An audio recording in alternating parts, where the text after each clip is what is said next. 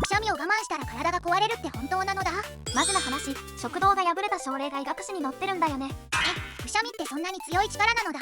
鼻と口を塞いだまま我慢すると行き場を失った圧力が喉に逆流するんだって。それでどうなったのだ？2018年の報告では首の骨まで骨折して1週間入院したんだよね。くしゃみって我慢しちゃダメなものなのだ？